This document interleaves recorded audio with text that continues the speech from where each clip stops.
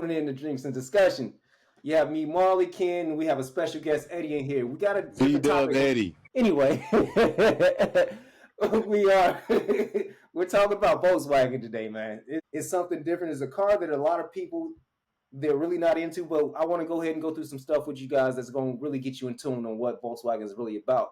Before I even start, I'm going to give you a quick introduction of what Volkswagen, where it started from.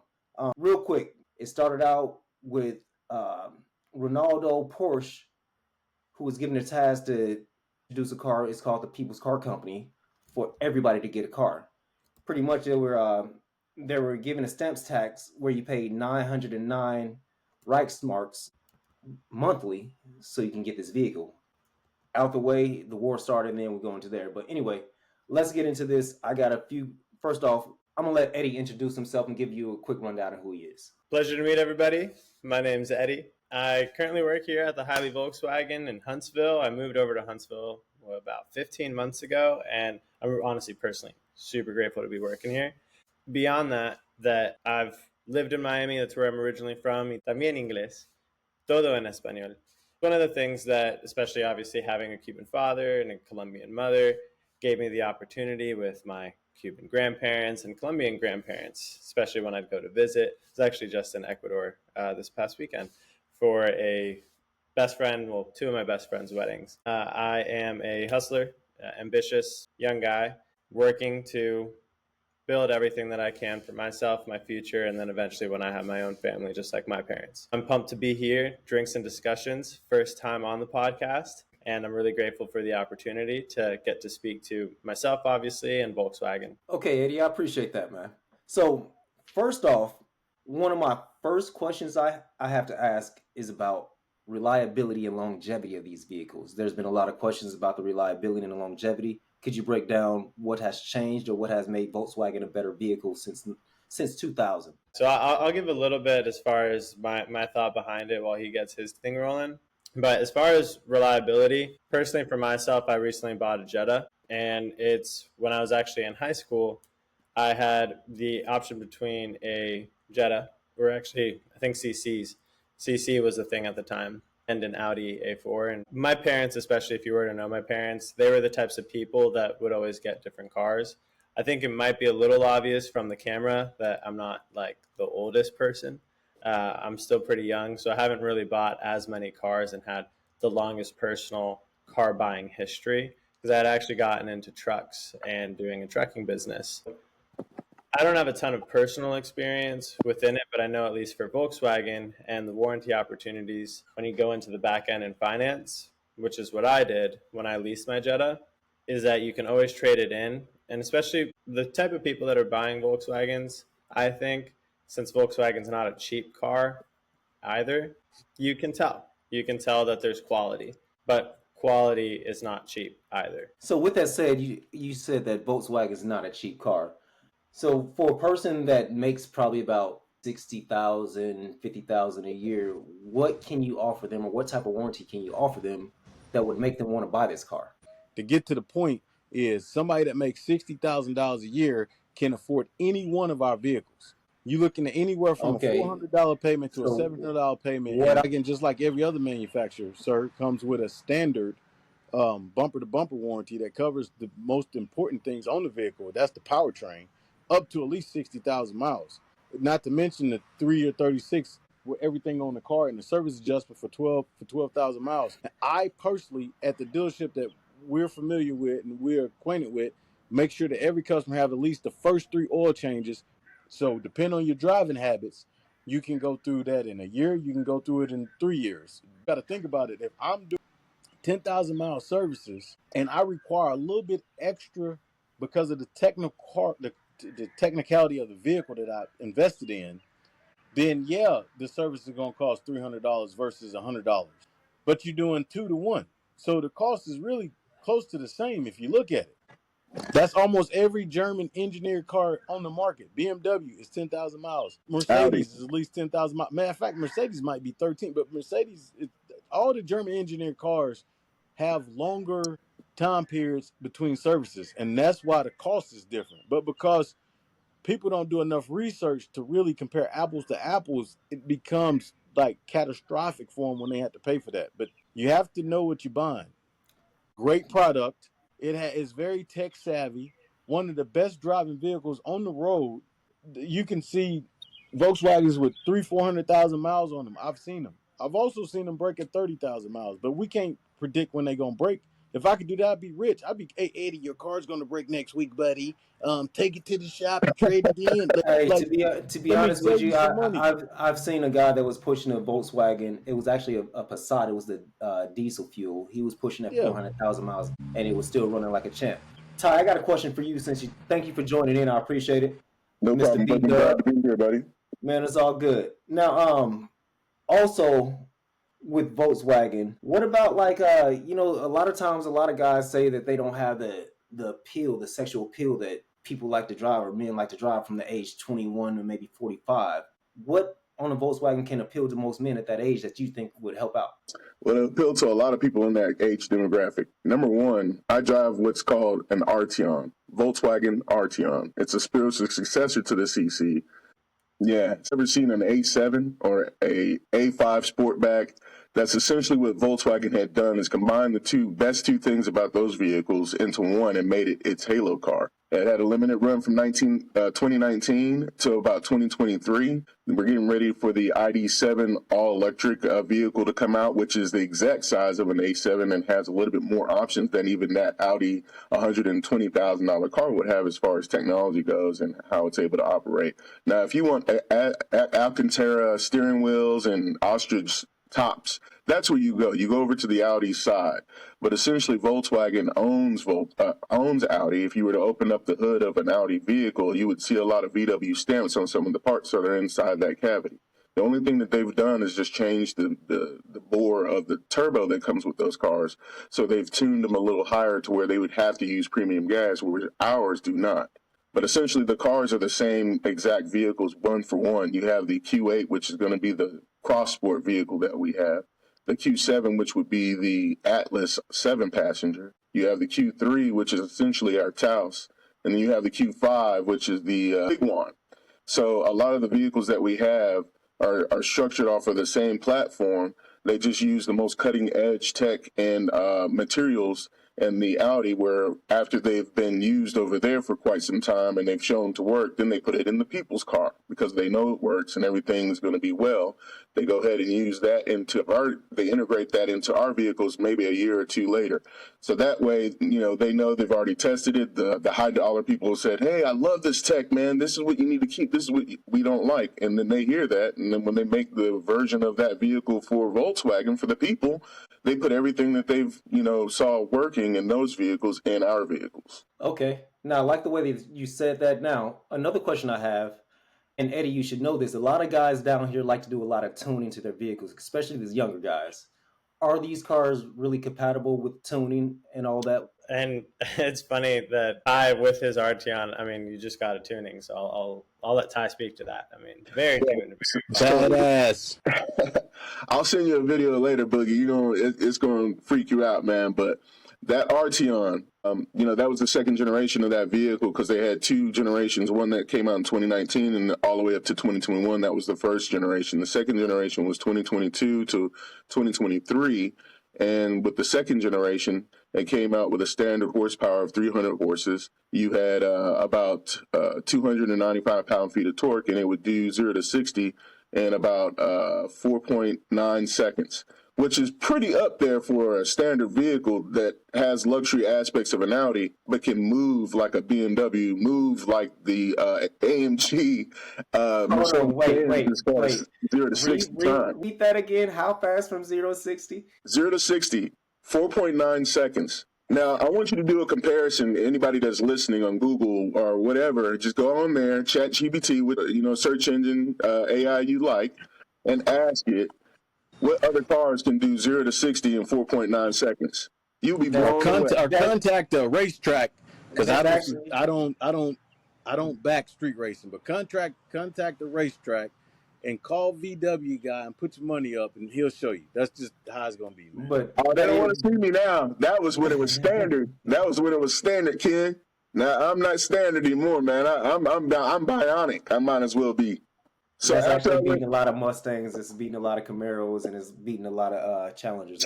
Yeah, absolutely. And it's a sleeper because, not only is it sleek in design and everything, but it's like that everyday car which you can kind of pass and, blend in a little bit. But it's hard to blend in when you get up close because when you get that curb appeal, that curb game that the Arteon has, let me pull up on you and you got a group of people out there. Guarantee the conversation goes from whatever y'all was talking about to what is that? It's time to beat up you guy in the Arteon. Come get you when it's still available. But anyway, when I went to APR, I ended up winning the contest, man. They put a little contest out there where, this is a prototype tune.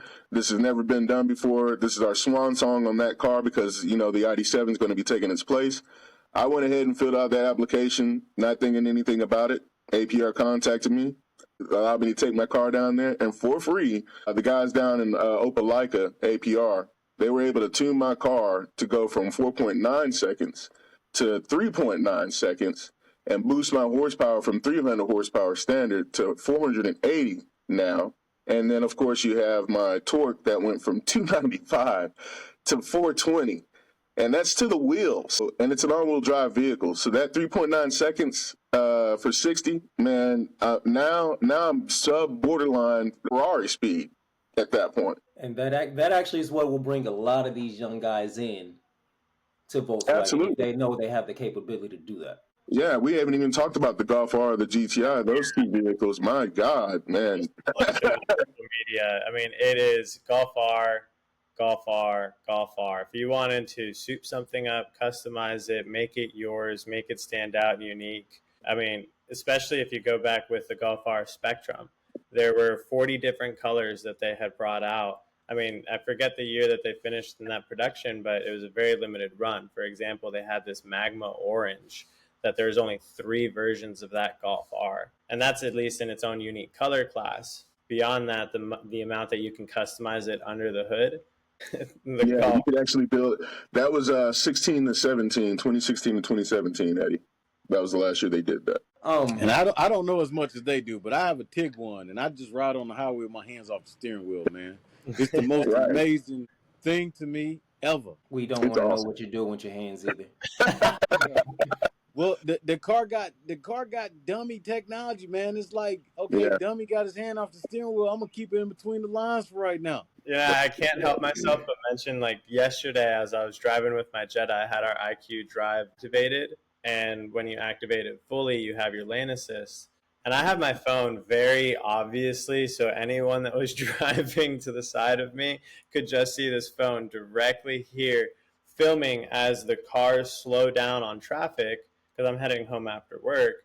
And I'm set at 73 miles an hour cruise, and it drops down to 50 whatever because it's compensating, and then speeding back up as I change, like, hey, I need to make a right now. And it changes and it merges on from one highway to the next, and it makes it smooth, and I can casually have this but still feel safe. I mean, it's semi-autonomous. I still, I had one hand there at the bottom and one hand up, but with this IQ, does it allows you to tell it which turn you need to make, or does it go by you have to have a map? It'll have the lane assist. If you have it fully activated, it'll have the lane assist, so you'd have to put your blinker on so that way you can nudge the steering wheel over and it doesn't try to keep you in the lane. Yeah, a lot of people are scared of that too. Hey, and Hyundai pushed that self-park, but Volkswagen self-parks as well. Mm-hmm. It sure does. That's technology that's not even really, to me, pushed to the public as much as it should be for people to understand. Hey, dude. Especially at Walmart and Target. Or they're like, oh my goodness, big Atlas. How could I ever parallel park this? It's like, well, don't worry about it. There's a feature that'll do it for you. So there's a button for that, yeah. That dummy technology, just to help you customers. Now, another question I do have, I remember years ago that cabin sound was an issue. Now, is that better now? Absolutely. They're well insulated now. The cars are unibody constructions, meaning that there's no seams, there's no weld points. And a lot of those creaks and cracks and rattles that you would hear in all these other vehicles, that comes from them being stamped together essentially with a machine that puts the metal super hot to where they can connect them like Legos, where ours are built structurally to be one unibody construction. when you close that door on a Volkswagen, it doesn't sound like a tin can. Go close the door on a Corolla and then go close the door on a Jetta. And you'll hear the difference, man. We're not talking about Davy Crockett's boat out there, sailing out there with the Corolla. We're talking about, the Jetsons airliner. Like, that's how clean and smooth that thing is.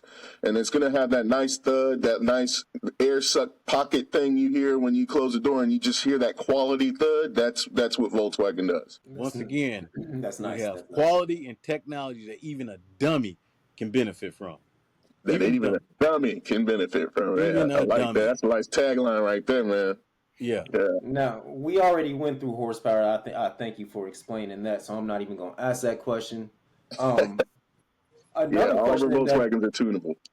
Another question that a lot of people have is there's been this rumor that Volkswagen has sold to American companies. Can you guys answer that question? Who wants to take that one? Volkswagen has an American extension to their company, but they haven't sold to anyone. Volkswagen took over the #1 spot last year internationally for car brands, and the American market is one of the reasons, because we have increased like our share in the market. Volkswagen is Volkswagen, man. It's a German-owned company that has an American extension to it.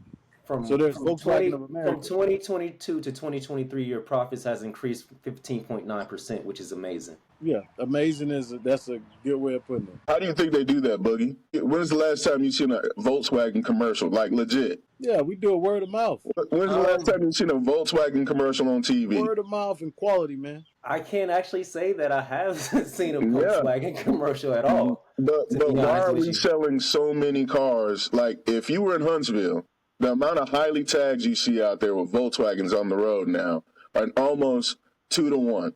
Almost 2 to 1. And this is coming from a town that has a Mazda Toyota plant right down the street. So you got to ask yourself, like, when it comes to statistics in regards to sales and overall problems per 100 cars, J.D. Power Associates and some of these other guys have already done the ratings. We're not too far off from being 4 and 5 on the list. And we're talking about a list of 20 manufacturers, per 100 cars. And Volkswagen makes a lot of them. You got to take that in consideration, too, to be number 5 and producing as many cars as Volkswagen does worldwide. But they're number 5 on that kind of a list, maybe a little bit lower on Consumer Reports, but they have a lot more EV guys on there. So as of third quarter 2020, you guys are ranked number 5 right now. I just checked it. There you go. And that was actually on Good Cars, Bad Cars, and it was also on VolkswagenMedia.com. Yeah, and our SUVs are winning all kinds of awards as far as, consumer, the practicality of the year, off-road trail rating with the Peak Edition, Atlas, most sexy vehicle appeal with the Cross Sport, the biggest segment that we got right now. It's not even a 7-passenger car. It's the size of a 7-passenger car, but it's got no third row, and it's got a fastback design. Nobody's seen anything like that, and it's just, the capabilities of that vehicle, the practicality of that vehicle, and now that it's 4-cylinder turbo and that size, it's a baby Tahoe, but it gets over 27 miles to the gallon. Come on, man. How many other manufacturers, let's just put this out there, one of the first vehicles that went back to an abundance of cargo space with a 5-passenger vehicle was the Atlas Cross Sport. And since then, you've had several other manufacturers come out with the same, because how successful we were with that segue. So, okay. Trendsetter. That's what I think about. I know we've been talking a lot about what guys think about cars, but we know that women of certain ages love Volkswagen, and their main issue is safety. Can you guys give a breakdown of what Volkswagen has to offer? I have a wonderful story, but 12 years with Tai, I'm sure he has thousands. No, I want to hear your story. In my short period of time that I've been working with Volkswagen so far, I met this one woman, Amelia, and she had a Atlas Cross Sport 2023 that was just an SE with tech. Base, not the bottom trim, but a more standard trim for a young person, because she's not exactly old either. And so she was driving, to long story short, got T-boned, and her car flipped 2.5, 3 times.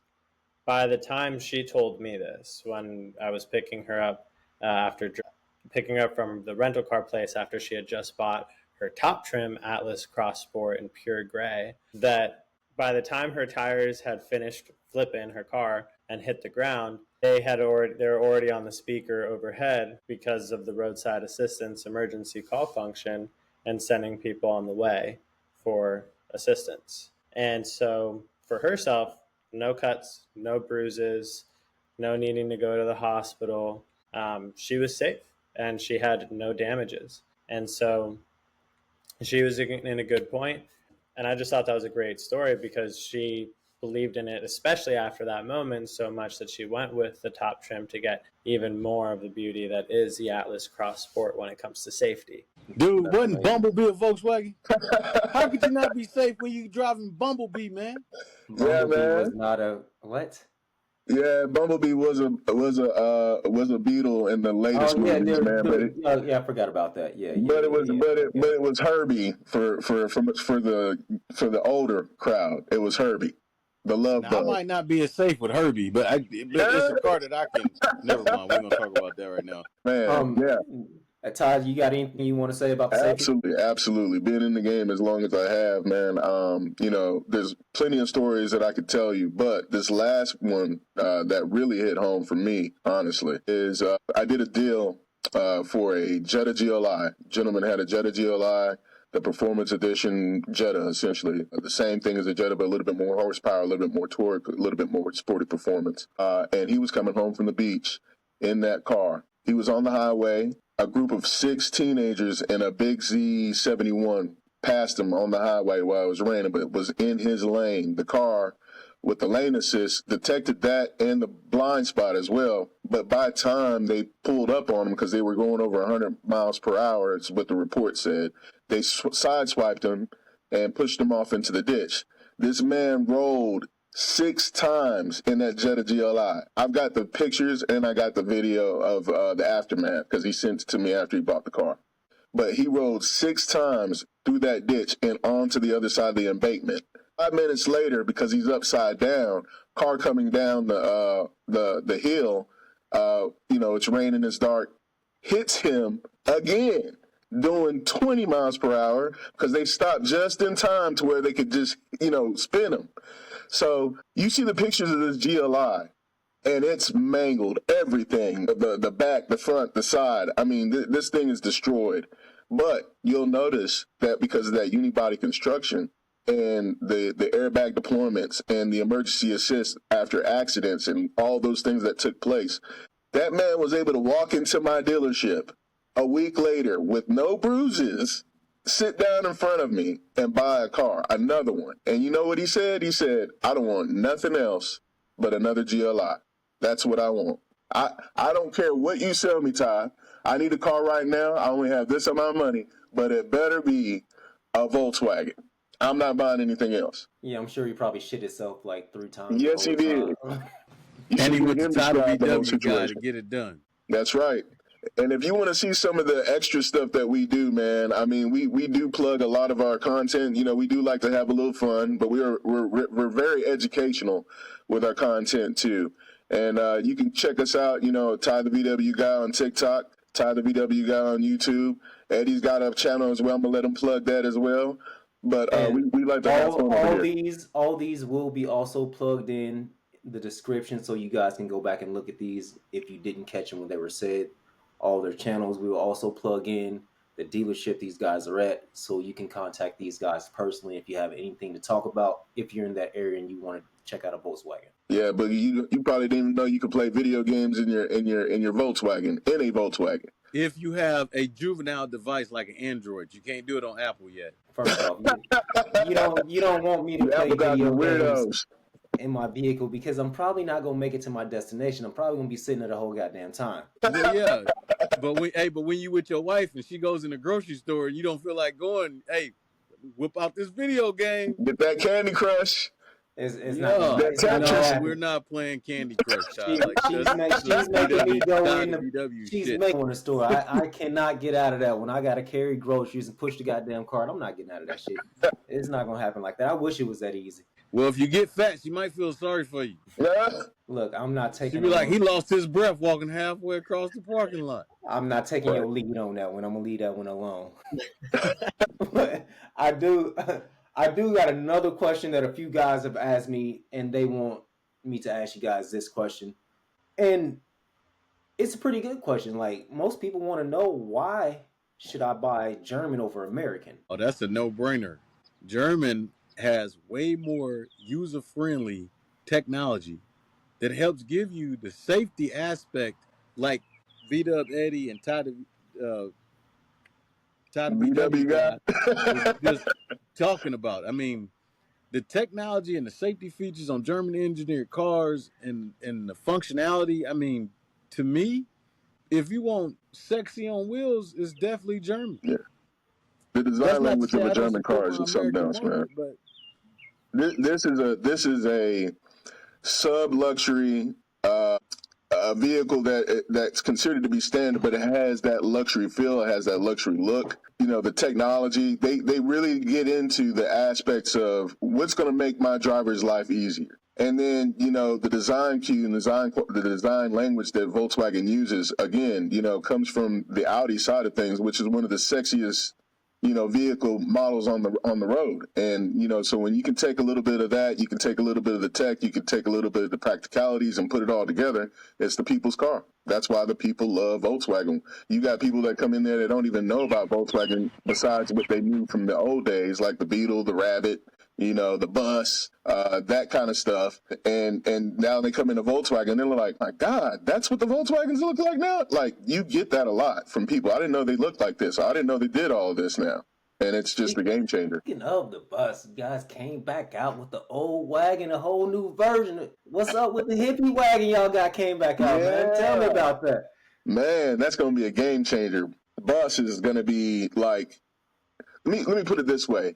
People have been waiting on the bus ever since it was mentioned in 2017. There's a lot of people waiting. It's that long for this thing. From concept to finished product, the bus is going to be fully convertible, where it has different things and modules that you can switch out. The colors are going to be, you know, Volkswagen rarely does pops of colors, but this is going to have the most colors in any segment for Volkswagen. It's going to remind the hippie generation, the older generation, that these vehicles do exist from when they, you know, had the bugs, the old put down the street bus. But it's going to remind them of all of that. And now that the range on the battery has increased, you know, almost a third. Now the range anxiety that those things would have had, you know, versus what they are now. A lot of people don't like the EVs because of the range anxiety that they would have. Now they don't have to worry about that as much, especially with the vehicle telling them where the power stations are, if they're in use or if the access is cut on. And then, you know, they get Electrify America for the next 3 years for free. So charging a vehicle will be free just for purchasing the vehicle. So these will be all EVs now, the Buzz? Yeah. The Buzz, the ID7, the GTI EV that they got coming out here soon, and then soon the Tiguan hybrid. And that, oh my God, that thing looks sexy. Hold on, before we go to the Tiguan, let's keep it on the Buzz real quick. Like, you know, if you got a Buzz, you're gonna need some type of tow capacity. Do we have any type of tow capacity on these things? So yeah, it's going to be a tow capacity, but the tow capacity is not going to be as much as, say, something like our Atlas. If you're going to be pulling anything 5,000 pounds or just under that, that's what you want to do, is get on that Atlas. But if you're going to be towing anything anywhere between 1,000 to 1,600 pounds, then the ID Buzz should be able to handle that, no problem. That's not bad for EV. We don't know the exact towing capacity as of yet because we haven't researched it enough. Actually, I have, and he just got it right on the nose, to be honest with you. 1600. I got you, Ken. Don't worry about it, bro. That's why I asked the question. That's exactly the answer to it. So just chill out. I got you. Get him out the bundle. Hey, so Eddie, I got a question for you. Since you're not going with too many, you're not answering too many. Eddie. What about these? What was it called? The GTI? Is that what it's called? Yeah. The Golf GTI, or yes. Talk to me about those, man. So we have our Golf GTI, and that one comes with automatic transmission. Now they're doing as well our Golf GTI 380. 380 to denote the manual transmission, because especially since the Golf GTI is a big thing for enthusiasts and a little bit different from the Golf R, but also thankfully just as fun, just as fast. not necessarily just as fast. The Golf R does have just that extra kick, but inside you'll notice, especially between powered seats or manual seats, where the Golf GTI will have manual powered seats versus the powered ones that you'll get in the Golf R, the ambient color that you'll get in the Golf R. It's the car enthusiast's more affordable version, and then especially when you're moving up into the Golf R, but the GTI is incredibly fun in every way. And I know we talked a little bit earlier about the tuning, and that's where you're going to find it. That's what you're going to see online, especially even when you go ahead and you put 120, 150,000 miles on that and you want to resell it, it still retains wonderful value.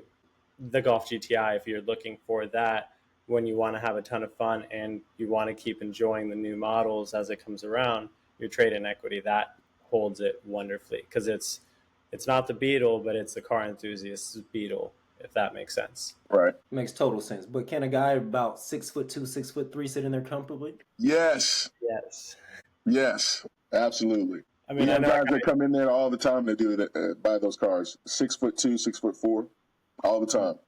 You know, big guys like small cars for some reason. I don't know what that is. I don't get that, man. I noticed that. They love it might be a way for them to feel small for once in their lives. Yeah, I guess you're right, man.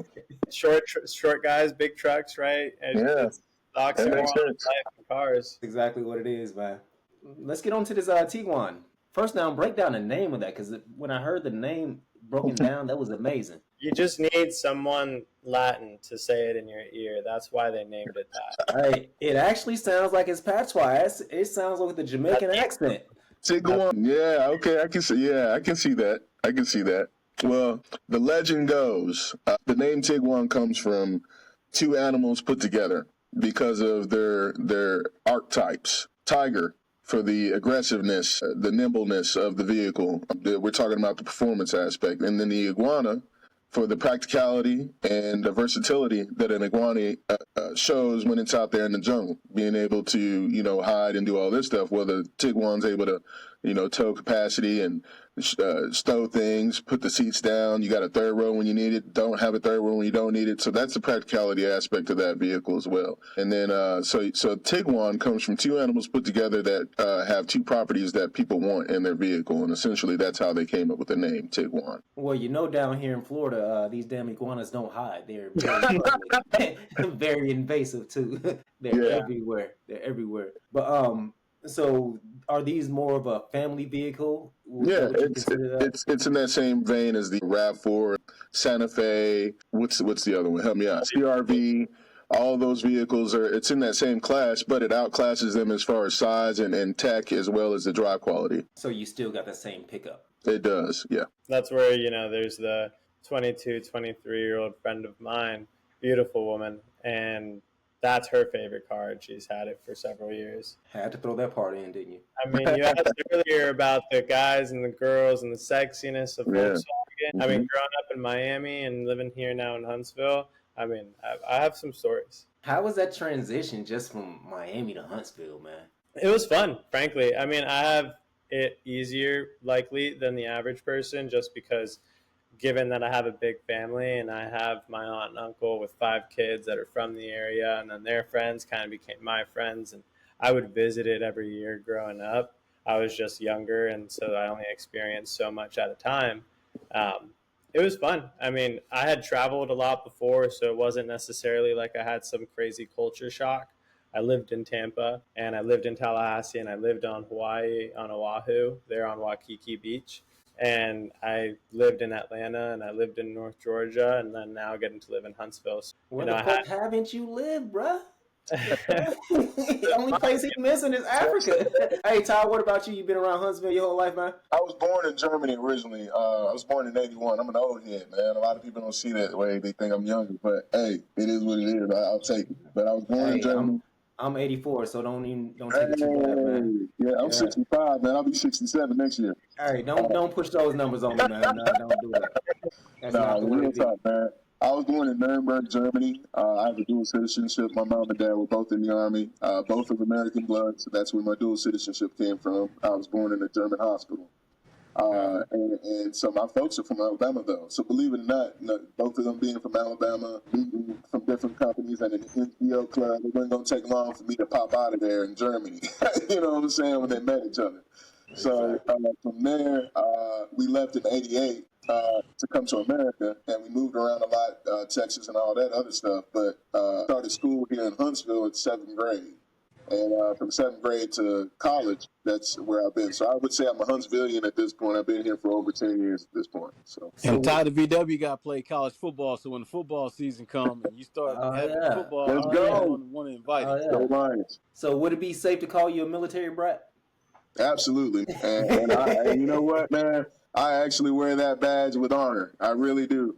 The amount of people that you meet as a military brat, the amount of different personalities you mix with as a military brat, it allows you to mix with any crowd, but also kind of be a chameleon of sorts, because you know how everything kind of works. You know how kind of everybody's archetype works.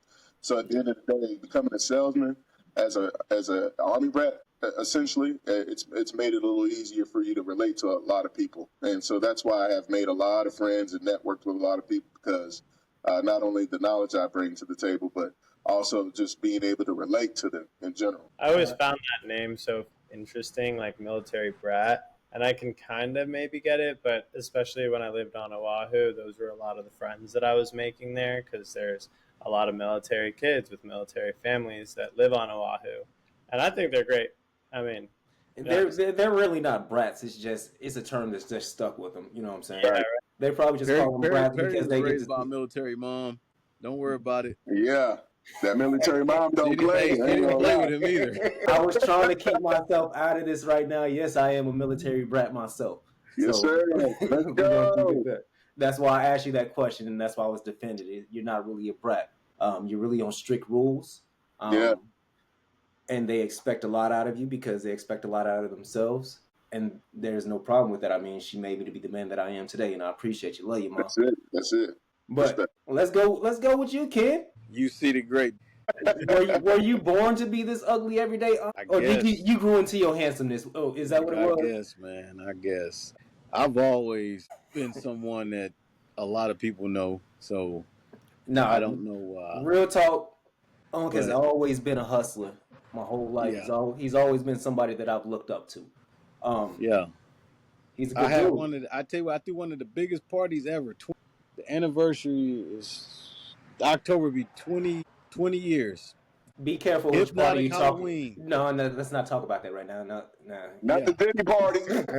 Nah, because he gonna talk about some times. Diddy party, man. He gonna talk about some times when I was young and wild, and he probably gonna try to. Hey, I had them wall to wall. Fire marshal, like, where they at? They behind the stage, bro. You can't see them. Now you done made your visit. Now let's go. We got it going on.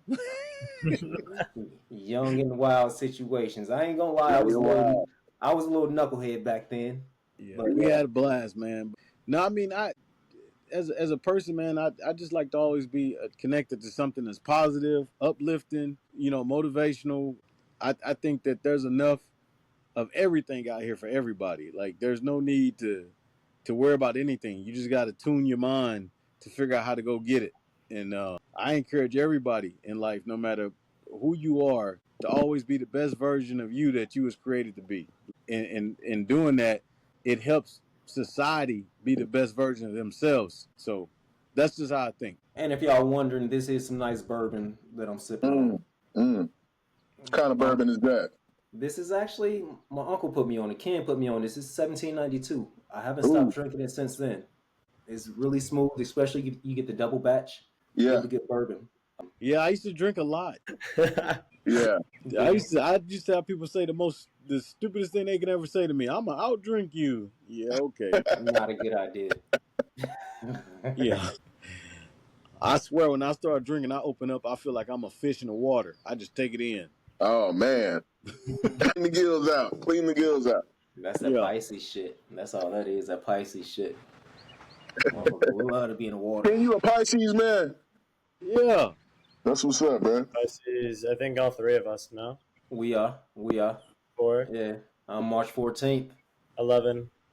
He's 7. I'm July 11th. So. Hey. Oh, God. 7-11. 7-Eleven. You can finish it in your head. You can finish it in your head. Always get it. What is that? That's not a Gemini. It's a fucking Cancer. Yep. Cancer, okay. Then Leo. Okay, so I'll give you that. Cancers ain't that bad. Cancers ain't that bad. I thought you was gonna say fucking Taurus. Leo. What the fuck is a Taurus? A Taurus is in April, I think it is. Yeah. April, beginning of May. Fucking crazy people. I like Capricorns and Scorpios. He's shooting his shot right now. No, he ain't. He got somebody that. No, I'm not. I got a beautiful one around the corner, man. Oh, you better calm down, man. Yeah. Calm down. And she can fight with her hands or a sword. Yeah. Or a chopstick. Oh, that ain't safe. Yeah, she can fight with all that. I'm ready to go. Hold on. Let me finish this up. No, we're getting ready to wrap this up real quick. I would like for you guys to shoot out any type of social media that you want to shoot out or get linked in. So we can tag this in. I'm also going to get those loaded up so we can tag them into the descriptions. Go ahead, Ty. You can go ahead and give out yours, all social medias, any type of access you want to give. Yeah, if you want to see some of the funny shenanigans, but also get a lot of education about anything Volkswagen, check me out at TikTok, Ty the VW Guy. That's TAI-VW Guy, GUI. It's all together. You can find me really easy there. Same thing for YouTube, same setup and everything. Ty the VW Guy, but it's a little bit more robust content, a little bit more educational over there in the YouTube channel. So if you need looking to find out how to play those video games in your Volkswagen, if you're looking to find out how to use your phone to turn your car on from anywhere in the world, then that's where you would go. But if you want to see all the funny stuff that go on behind the scenes when selling the car, some of the things that customers expect in a funny way, some of the things that salesmen expect in a funny way, or just want to see what the latest deals and specials are, go to the TikTok page. My name's Eduardo de las Cuevas. Everyone calls me Eddie, so you can find me online on all VDub Eddie. VDub Ed. VDub _ Ed. And you're going to spell that. So write VDUB and then _ Ed. My personal, everything else is at E de las Cuevas. I got blessed with a long last name, kind of like the Sweet Life of Zach and Cody character. So you can always find it looking for that. And I'll be on Facebook, the YouTube, on the social medias that you would probably want to find anyway. And in this case, the Spotify and everything else. Also, you can catch these guys at the Huntsville location, Volkswagen. If you have any information, if you want any information, you're in that area, you want to check out a Volkswagen, please contact these guys. Yeah, you guys come check us out at Holly Volkswagen in Huntsville. They're good guys. They're going to make sure you get a good deal. They're going to make sure you're taken care of. So, check our Google reviews out. Just check us out on the Google reviews, man. Check out the motherfucking Google reviews. You know what the fuck. Check them out immediately before you come up in there, so you know what you're dealing with, man. So you know we ain't trying to get you, man. We trying to take care of you, man. That's what's up. And it is what it is. This is another episode of Drinks and Discussion. I want to thank you guys for tuning in. I would like to have you guys back on at some point. You know, we got football season coming up, Ty, and absolutely. we got to talk about this Florida. We got to chop that up, man. I'm going to disappoint you, Boogie. But yeah, we got you. So thank you guys. I appreciate it. Hey, we checking out Drinks and Discussions, y'all.